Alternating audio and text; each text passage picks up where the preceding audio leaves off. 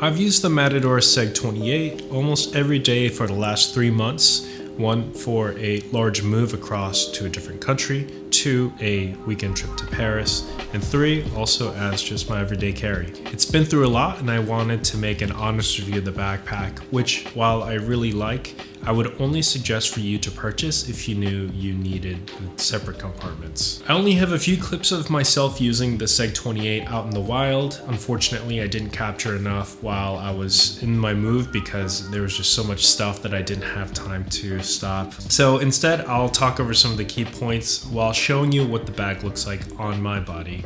I'm 5'8", I have a slightly longer torso for reference. The SEG28 is burly and hefty. Each zipper has a good amount of friction to it, and the 420D nylon outer will ensure that it won't tear or rip, which is something I'm definitely not concerned about.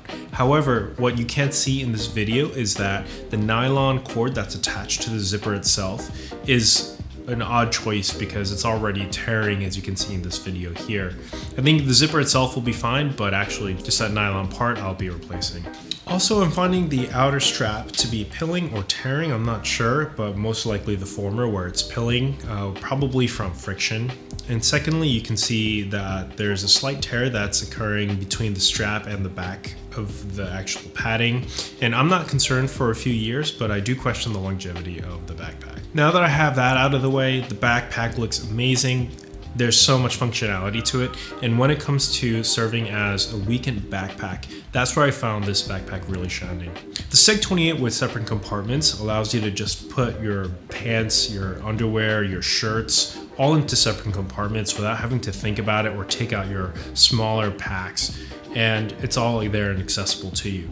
Plus, I'm able to take an extra pair of shoes and put it in the main compartment in the back. This is undoubtedly what the designers of the pack were thinking about. A quick weekend excursion where you can simply throw things into the bag without having to plan out some crazy adventure. As an EDC, I have mixed feelings. So the 28 liters is a good amount of space. While it's not some crazy 40 to 50 liter, it's not so small that you feel like you're cramped. However, when you do simply put a couple of books into the backpack, you really have to tighten the compression straps, and when you do, the compartment flaps feel like they're getting in the way and taking up a lot of the compartment. It's a weird give and take of the way that the space is utilized. Personally, the way that I use it, because the main compartment is where I throw almost everything for while I'm using it as an EDC, I don't think it's optimal for that. Just another quick point on my 16-inch MacBook Pro. While the SEG28 is claimed to be able to take up to 16-inch laptops, I find myself struggling trying to not necessarily put it into the back compartment,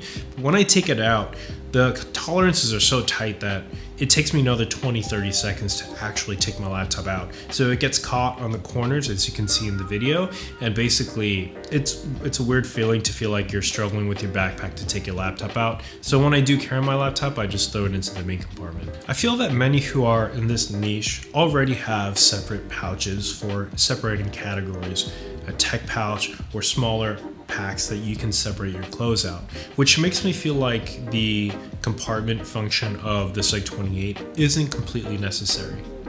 But if I have any advice to offer, I would think long and hard if you actually need this function. And if your answer isn't immediately yes, I would suggest that you continue to do your research.